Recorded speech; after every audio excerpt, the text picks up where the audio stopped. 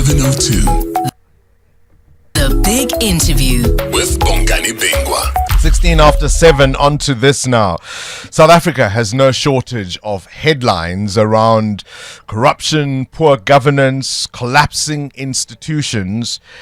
And at the heart of it, I have said repeatedly, is a crisis of leadership.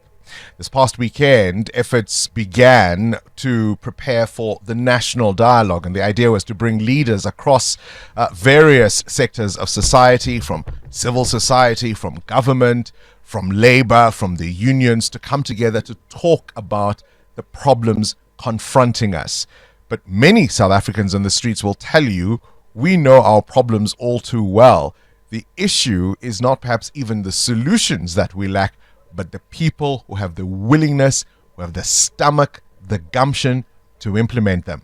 We've invited somebody who is one of the most powerful voices in this society, renowned businessman, Professor Bonang Mohale, who's of course also the Chancellor of the University of Free State. I could spend the next 10 minutes talking about the many hats you wear, but I think you're well known enough in South Africa for us to get this conversation started. Firstly, thank you for coming into the studio. Bongani, thank you for having me. Let's be blunt. Have we run out of leaders in South Africa? Ethical leaders? We are challenged at the very least and in trouble at the most. Imagine for a moment what 700 million can buy you in South Africa today, in this country, when so many of us dare to hope that joy and peace will prevail. 700 million will totally eliminate the 141 pit toilets that we have not succeeded in eliminating, despite the 3 deadlines that we've missed.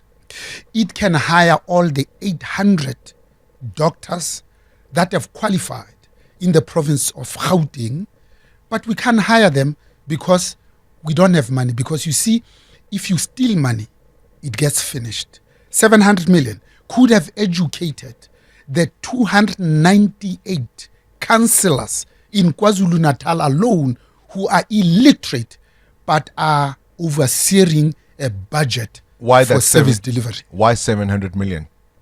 Because that's how much was budgeted just to talk about all the problems that we already know, well articulated, the solutions of which are already known. And you ask the question, do we need ethical leadership? Maybe let me start with the end in mind. Ethical leadership, not in and of itself. Ethical leadership so that it helps us to root out and defeat state capture. You and I know now that we are witnessing the last grab. Number 2, so that also there is transformation, because that's what our forebears died for. So that this economy looks like us. Because if it's not broadly reflective of the demographics, then it's not sustainable. And therefore, business can never be seen, perceived as a national asset. You were watching Professor Bonang Mohale, the Chancellor of the University of Free State, in conversation with Bongani Bingwa of Radio 702, conducting a brutal takedown of the status quo, touching on politics, governance, service delivery, and the general state of our politics. This got me reminiscing of the dark days of state capture 1.0 under the then President Jacob Gedleyihlekisa Zuma, wherein the Prof was one of the few voices of reasons holding the lines against state capture and rallying and marshalling the troops of our citizens to stand steadfast in opposition to the mass looting and the madness that was going on then. Now, that is water under the bridge, and you'll agree with me that state capture 2.0 is on the blast. It is back on the blast with full vengeance. This is your channel host, Rendani.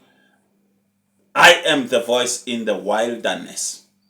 You'll agree with me, the interview on Radio 702 between the Prof and Bongani Bingwa was a masterclass in diagnosis from the Prof himself. His diagnosis was flawless and deservedly scathing, but oh boy, in a stunning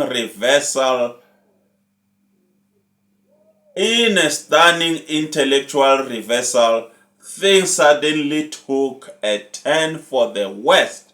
Let's watch.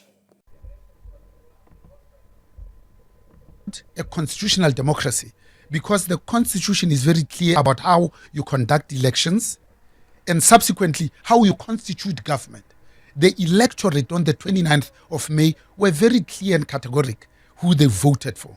64% of those, it's the ANC, divided amongst three: 40% ANC, 15% MK, and just less than 10% EFF. And who do we, of all the choices that we could possibly make, we look the other way and say, no, we would rather go into bed with the DA, which itself is a merger between two white parties in 2000 against the Swart Gefar of Thabo Mbeki, to go on to become the biggest opposition in this country. And yet when black people want to come together and say we need to continue to achieve just the two things: improving the quality of lives of the majority of our people on the one hand, and a better life for all on the other, not just for elected officials. We are told that that's a doomsday coalition. A doomsday coalition for who? Are you saying that the government of national unity, as it's currently constituted with the DA and the ANC as the two big parties, was not something that was in the best interest of South Africa? How could it be?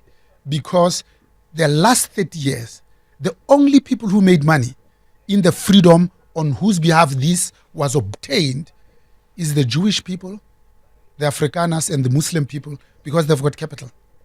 And you and I have been plunged into a self-perpetuating vicious cycle of abject poverty. And let's dare not call it the GNU, because we know that it is a coalition with the DA.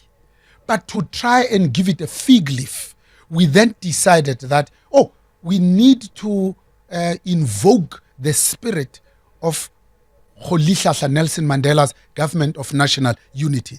And we signed even the agreement that was prepared by the DA, including all the three contentious clauses. The first has to do with this notion of proportionality in the election of the executives. Number two, it talks about sufficient consensus in breaking the deadlock. Lastly, it says, who's going to have the right of veto in inviting other political parties, so that, again, we dare not call it what it is, a coalition with the DA beyond just the ANC, the DA, right, and the IFP. Let me put this to you. There have been conversations now about BEE, for example. Someone like Professor William Gumede has argued about the monies that have been really available only to the select few, the politically connected. Some might say the issue or the problem that we face isn't necessarily to be blamed on minority groups who have clearly scored because the opportunity was there, but because our entire architecture of this economy and its structure hasn't changed, and to the degree that it has, it's only allowed a few in, and that's been the fault of those who've been in charge. You have hit the nail on the head, Bongane. You see, we were warned that if we don't handle our freedom well, the colonizers, oppressors, and racists will come back as investors. They'll give themselves a name called the market, and they'll oppress us forever. Today, unfortunately, we're witnessing. If you watch the interview, the full interview, I mean to say, you'll appreciate that the Prof actually arrived at a conclusion that South Africa is a mafia state. Some of the statements that he made to underscore the grievous situation that we find ourselves in was to say that the likes of Oliver Tambo and Nelson Mandela would turn in their graves at the sight of what the contemporary ANC has become and their terrible performance in the management of the state, that is South Africa. After meticulously detailing the crimes of the ANC and by logical extension its breakaway parties like the MK and EFF, splinter organizations, whose leaders are synonymous with state capture and corruption, that he condemns, the Prof makes a turnaround and trash the ANC-DA coalition and pledged support for what the DA has characterized as doomsday coalition.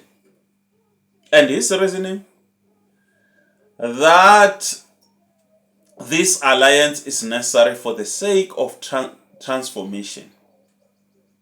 This is so stunning. I mean, it is like a doctor making one diagnosis and then prescribing an opposite treatment. This was one of the most shocking interviews that I've seen. This is where a sharp analysis becomes detached from the harsh realities on the ground. The analysis promotes a dangerous ideology over the fundamental needs of the people. Now let's look at the luxury of ideology versus the necessity of services or of basic services. For millions of South Africans, I think from where the Prof is standing, and many, the reason I'm taking on this subject is that the Prof is not alone in his nostalgia for struggle days. There are many within the ANC who thinks like him. For millions of South Africans, transformation has become an empty slogan uttered by corrupt political class, while as they are singing these slogans of transformation, taps of citizens are running dry. The lights are going off and the streets are filled with litter and refuse. The ANC government has given transformation a bad name because of the way they've performed in government. If you are shouting slogans of transformation and what people see on the ground is decay, corruption, and lack of service delivery, what do you want them to hold transformation in high esteem? No ways. Professor Mohale's argument ignores this visceral reality. He privileges lofty ideological goals over the most basic requirements of human dignity. And here I'm talking about clean water, reliable electricity, and safety. Otherwise, Professor Mohale and the ruling elite can afford to indulge in this kind of ideological games, because remember, they already have the basics. And even more, they have the money, our political class already have the farms. What you and I can only dream about, they already have. They can afford to indulge in this political ideological gymnastics, whilst the majority of average South Africans can only dream about those things. We are crying about the basics of lives. The ANC government has so thoroughly degraded the state's capacity that citizens are now forced to choose between ideological purity and basic service delivery. Come on, Professor Mohale.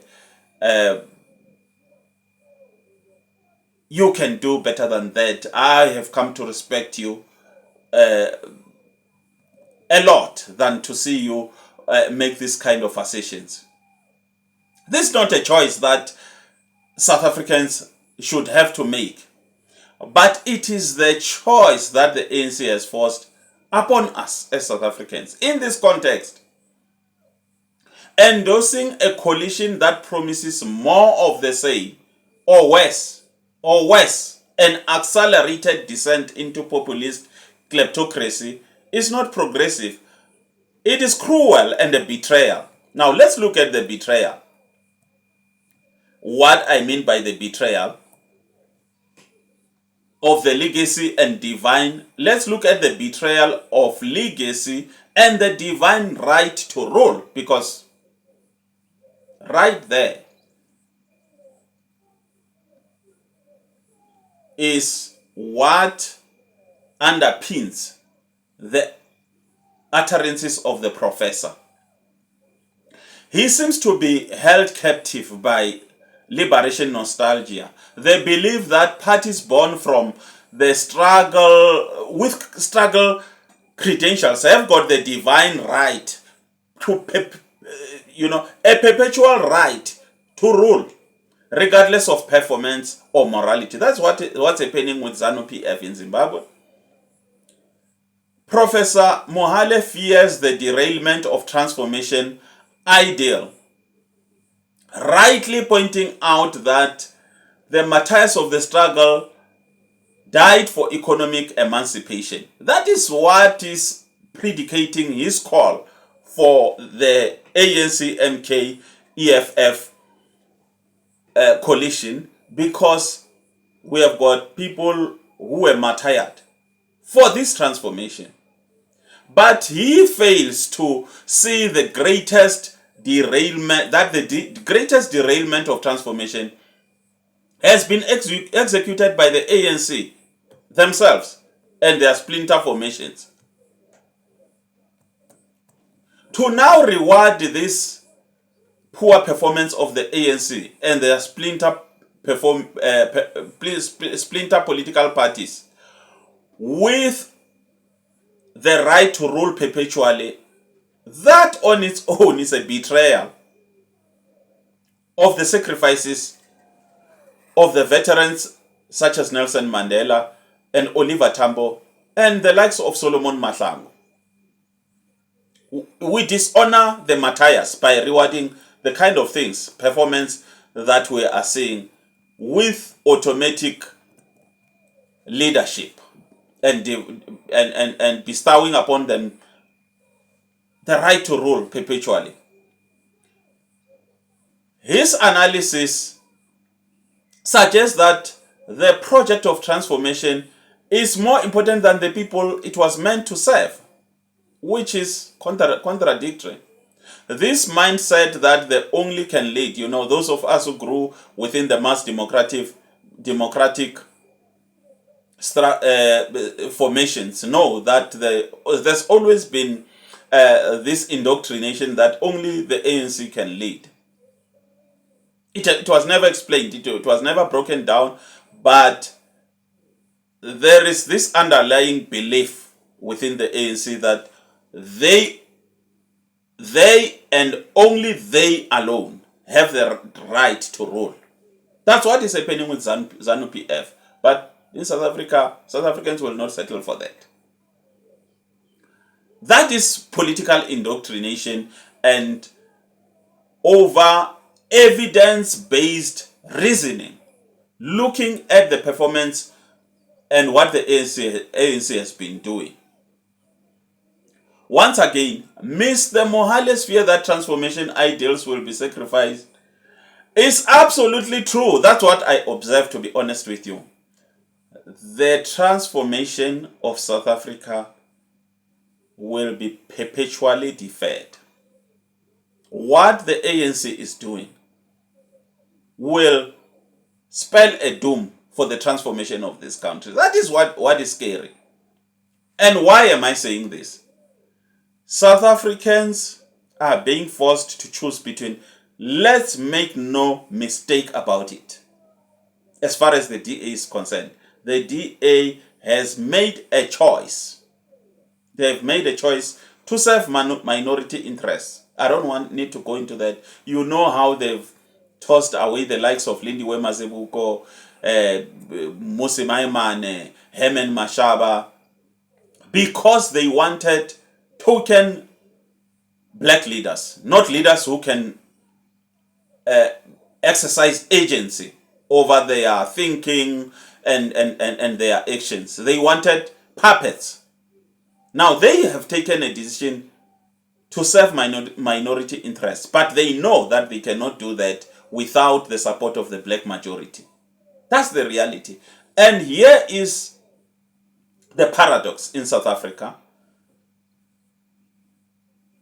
You have the ANC that believes in transformation without good governance and accountability.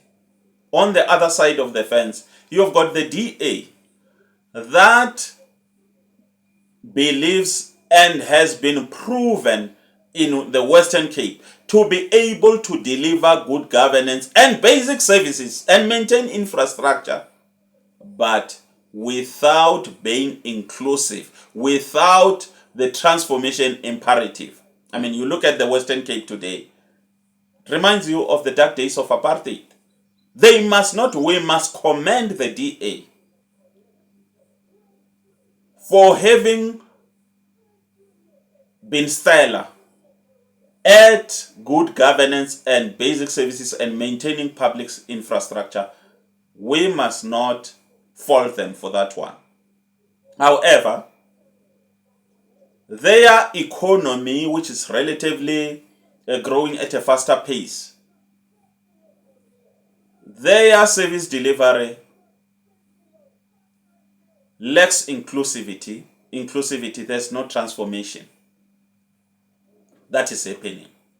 So South Africans are in a rock and a hard place. They've got the ANC, which is promising transformation without accountability. And you know what that means? That means nothing. Transformation without accountability is nothing, because the money for transformation is being stolen because of lack of accountability and good governance. So you go with the ANC, you choose the ANC's transformation, you end up with nothing.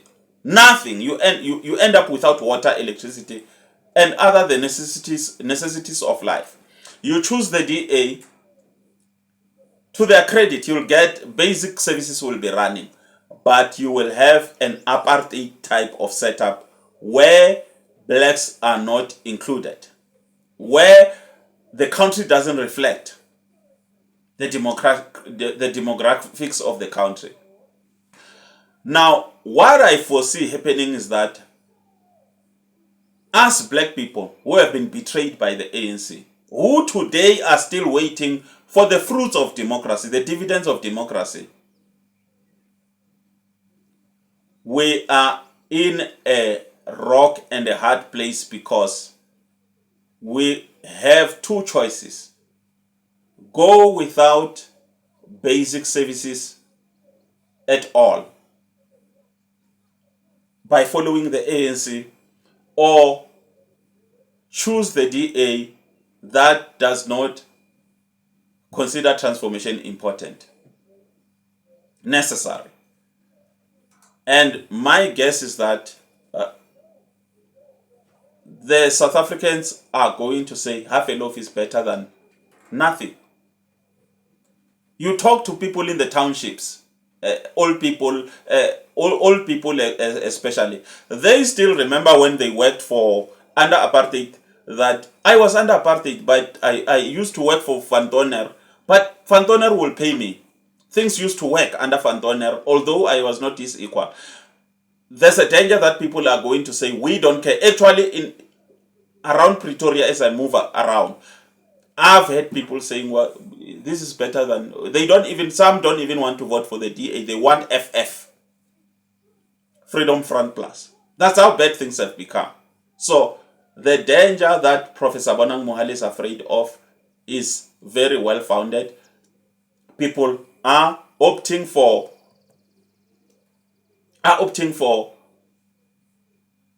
apartheid or DA with basic services and no transformation, because what's the point of being free but your stomach having all the rights, a shopping list of rights, but having a hungry stomach under the ANC? That's the danger. Those are the implications of what the ANC is doing. What Professor Mohale is afraid of, transformation getting derailed, is very true. But the DA is not responsible for that. Must we reward the ANC for doing that? No. The existential threats of South Africa comes from the exact coalition that Professor Mohale is advocating for. I mean, if Professor Mohale is to be a true champion of ethical leadership, he must support alliances based on shared commitment to the Constitution, clean governance, and proven competence. The martyrs of our struggle did not die for a mafia state. They died for a functioning, just, and prosperous South Africa. Ideally, South Africans should not have to choose between a party like the ANC that prioritizes transformation over clean governance, which equates to nothing, to zero, and a party like the DA that not only preaches good governance, but has actually demonstrated in the Western Cape that they can deliver good governance, basic services, maintain infrastructure, and those kind of things, while shunning transformation. The results, what is the result? The result is a province that reflects the old apartheid South Africa. But these are the difficult days that we find ourselves in. What is the solution? The solution is a party that is not here at this point in time. It's a party that can come up in South Africa, a party that is able to combine genuine transformation and good governance and accountability. That will be the ideal party for South Africa. As of now, the black majority, after having been betrayed by the ANC, to make matters worse, after failing to deliver to us, they opened the floodgates of the borders and say, South Africans, poor South Africans, you must be patient, make sure you share with others, these illegal immigrants, whilst they fail to deliver. This is the situation that South Africa finds itself. If this content resonates with you, please like. It helps a lot for the channel to keep going. Like, share, and subscribe, because we are building a community that fights for South Africa. Thank you so much for those who have already subscribed. The best is yet to come. This is the voice in the wilderness. This is Randani, your channel host. Thank you.